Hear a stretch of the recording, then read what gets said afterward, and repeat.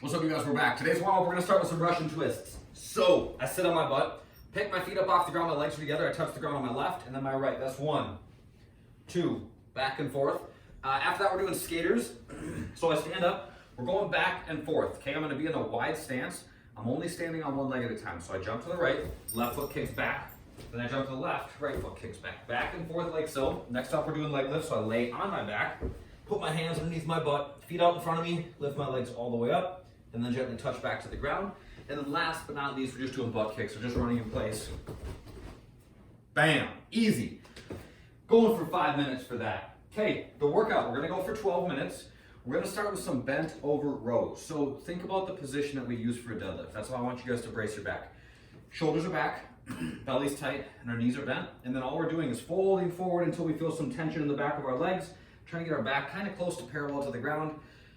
I'm more concerned that your back stays flat than I am that you reach complete parallel to the ground, so keep that as your priority.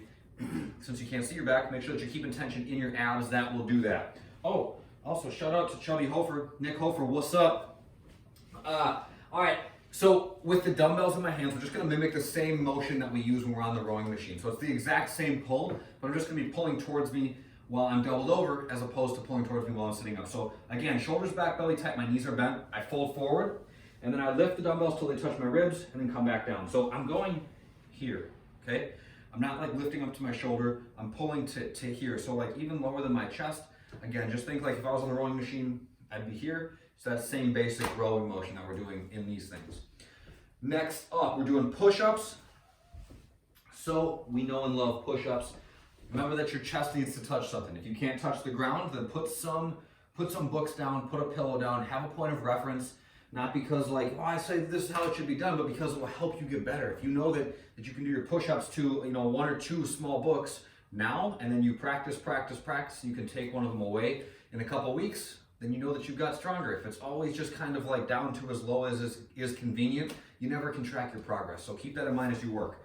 Okay, I go to a plank. I put my feet back behind me, squeeze my belly and butt, rock forward, touch my chest, and then push back up. Again, same thing from my knees, rock forward, touch my chest, and then push back up. Forearms should be vertical when we're doing our push-ups. It's basically the exact opposite motion of a row. If a row, I pull to myself like this, a push-up, same exact thing, just in the opposite direction. I'm pushing away from me as opposed to pulling towards me. After that, dumbbell goblet squat clean. So I pick up one dumbbell, and I'm gonna set it up vertically. It might be a tricky balancing act. Look at that, it's magic.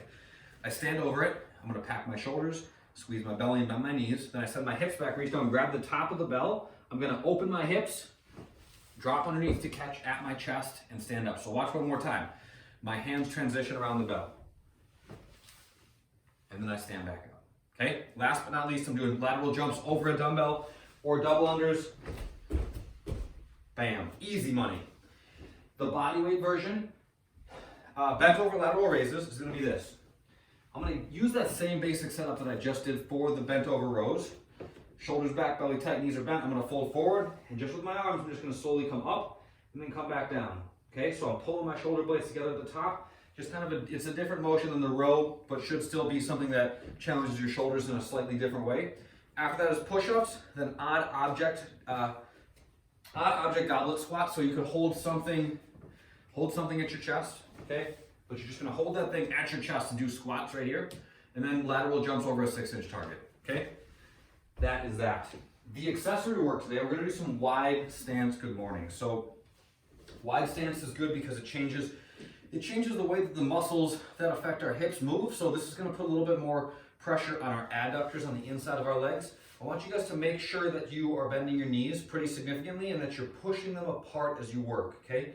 Especially in this wide stance, it's really easy for this to happen. So think about pushing them apart from each other as you work. So I'm gonna go hands across my chest. If you wanna hold like a weight at your chest, you can do that. But my shoulders are back, my abs are flexed, and I'm just pushing my knees apart as I send my hips back, folding forward till I feel tension on the inside of my legs, and then stand back up. So we're gonna do 3 sets of 10 of those, nice and slow and easy. We'll finish things out with some couch stretch for the mobility. So I get my left foot up on the couch, my right foot out in front of me. I'm pushing my hips down and forward, just stretching out the hip flexors in the front of the hip of the leg that's up on the couch. So nothing too crazy there.